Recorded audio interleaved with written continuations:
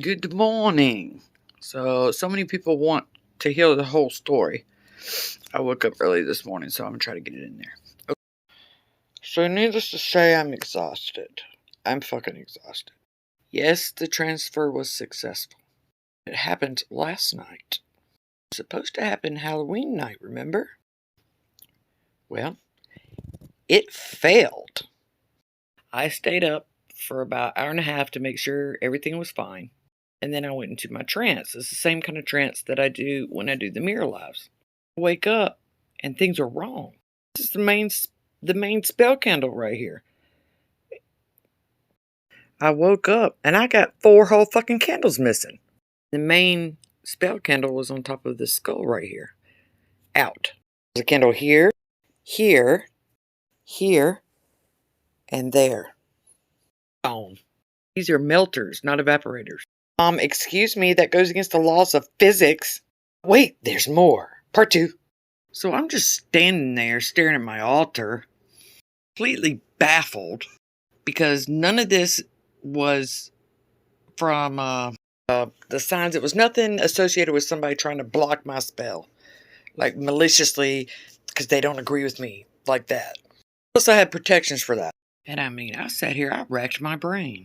How do 4 whole fucking physical candles dis-a-fucking-peer? Very scientific, you know? Come on, I haven't been up no more than 15-20 minutes by now. Then I notice I have 12 missed text messages on my phone. Her. Yeah, you didn't see that coming, did you? Me neither. I figured out why my spell failed. Now I'm going to go extensively into this on YouTube.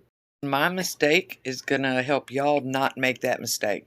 And it's important to see that even experienced people still fuck up. Okay, so if you've been following me at all, you know why text messages from Miss Cat here, why that would be like out of left field. Because the first time that I saw anything about Cat was about a year ago when I came across a TikTok of hers that said that she went back into time and saved thousands of witches from being burned in Salem. And of course, when I saw that post, I was like, I don't think she's all there. I just realized that it looks like I got the mouth herpes because I had an allergic reaction last night inside my mouth. That looks gross. Oh well, I'm not redoing the video. So anyway, after the Salem post, I blocked her. And it went on, you know. Then I think maybe it's been a month ago now. Everybody and their fucking mama tagged me in, were trying to tag me in one of Kat's posts. Well, that was her Moldavite post, where she said that she deactivated or made all the Moldavite on the planet so it wouldn't harm people. And I watched it and I was like, okay, she is off her rocker. But I'm like, it's a harmless off your rocker. It's not hurting anybody, you know. So I just told everybody, just move on. You know, I don't think she's all there. Not hurting anybody, so just move along.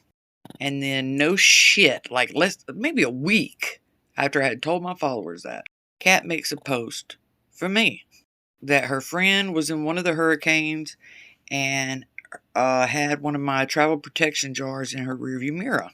And her car had been flooded by water. And it shouldn't have started because the engine was all full of water. But the woman got in it, and the engine spit all the water out and cranked up. And she was thanking me on behalf of her friend and her for the jars. You know, it's like a promo that it worked. And people are asking me right and left for these travel protection jars. And I was like, well, I can't use her recommendation when I think she's off her rocker without at least talking to her and telling her that that's what I think and trying to fill her out, you know? So I unblocked her and I messaged her and I was like, hey, you know, everybody gave me your message, but I need to talk to you before I speak on this. And I called her on Google Duo. And I was just up front with her, you know. I was like, look, I need to talk to you because some of the stuff you're saying, I mean, I think you're not balanced. I think that you're off. You're not in touch with reality sometimes, you know. So she was really receptive because she was like, yeah, there's lots of people that think I'm crazy. I said, all right, well, I'm going to ask you some questions. So first I asked her about the Salem thing. She explained. Then I asked her about the Moldavite thing. She explained.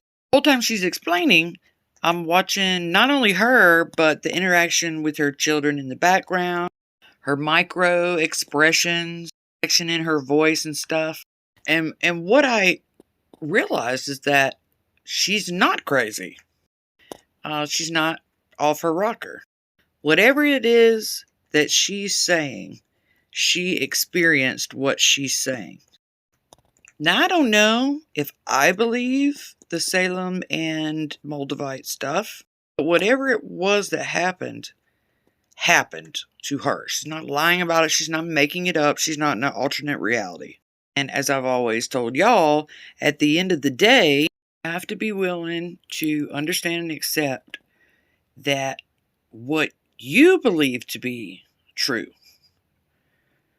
there's like a small % chance that you're wrong.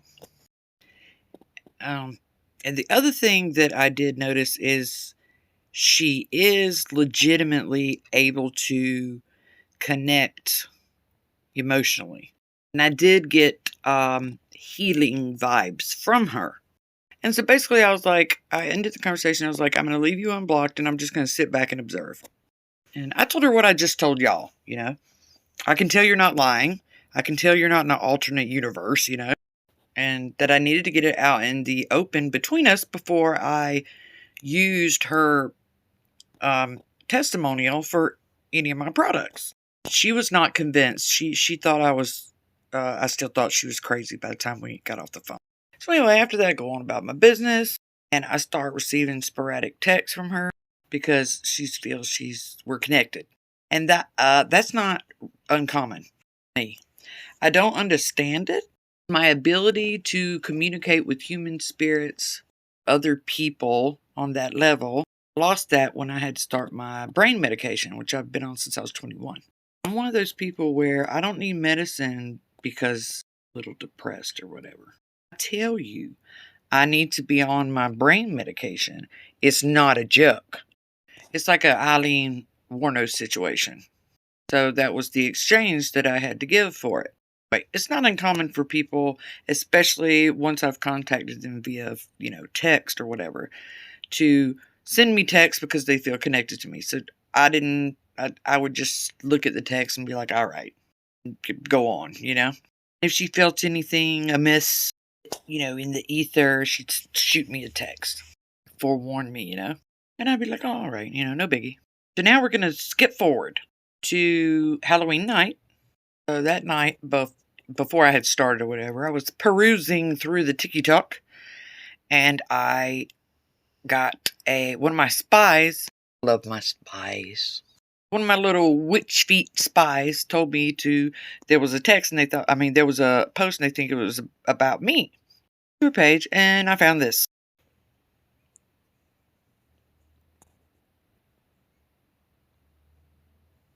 I looked at it, and I was like, oh, cat's at it again. Blew it off, and went on about my business. Really, what are the odds of my familiar and her being a part of the same Oversoul? And me and her have completely different views on Oversoul anyway. I blew it off. So like I said, I blew it off until the next morning when I, woke up out of the trance and this was going on. And then I checked those 12 text messages that turned out they were from Kat. So basically, during the time that I was doing this, she felt physically like she was being ripped metaphysically, but she was feeling the pain in her body. I was trying to rip off of her. And it hit me. Remember, I could tell that this didn't stop because of a hex or binding spell. That's why I was baffled. Because it just looked like the spell had been stopped in a non-aggressive way. And that's when it hit me what I had done. Here's where to get your learning ears on. So the first thing I did wrong was, Well, actually, it turned out to be good because she didn't get hurt. But anyways, I put all sorts of protections and bounce back spells and everything else when I do stuff like this against malicious attack. In other words, people wanting to stop the spell because they personally feel it's a bad idea or they just don't like me. But what I didn't do, haven't done in a while, is also do the same thing for light. In other words, it's to stop me using good positive energy. Didn't block out or ward against anything benevolent. The reason I stopped doing it is so that if there's something tied to this spell that I'm unaware of, going to hurt somebody innocent, stop the spell. The only time I override that, block out light, is when I'm deliberately doing a spell to affect a pet or a child. Don't even go there. I'm telling you right now. Want me to go into why I do those type of spells? That'll be a whole different ball game. I'll discuss it later. So anyway, the reason the spell failed because she really is linked to my fucking familiar. She was an quote-unquote innocent bystander. It was causing her pain. Basically ripping at the ether that makes the quantum being the soul or whatever. I still haven't found my 4 candles, by the way. And so the spell stopped. And then I got pissed at myself. Because I did some of the same things that I teach not to do. Number 1, I blew off her post where she's saying in the post that she's linked. Blew it off. Yeah, whatever. Should have done. It doesn't matter if I didn't believe her. I still should have took precautions just in case. I still should have severed the cord. If I didn't believe it was there, I still should have done the spell work just in case. The second thing that I did that I tell everybody not to do, I underestimated Kat. I literally just told y'all that it's never good to underestimate someone. And if they're underestimating you, to just let them do it. So at the end of the day, my spell failed on Halloween is my fault. As a result, I hurt somebody I didn't intend, and that cost me so much more fucking energy. Why? Because I had to stay awake the next night during the spell. And to remain awake while letting big guy you use me for the spell is unbelievably exhausting. So, how did I get the spell to work the next day? Well, this is what I did. As I have a different belief about the oversoul than Kat does, I still don't know the finite details of how that shit works, you know. Only dead for so long. So, I went looking. If they're connected, there has to be a way to disconnect momentarily. Can't completely sever. I do know that. So I researched and I looked and I looked and I looked until I found that you can unbraid one piece from the whole temporarily. Let me give you a visual aid. Okay, so this is Mercury, and they are linked and they automatically smash back together to form one big drop. Nothing's happening. That's just the way the properties of Mercury are.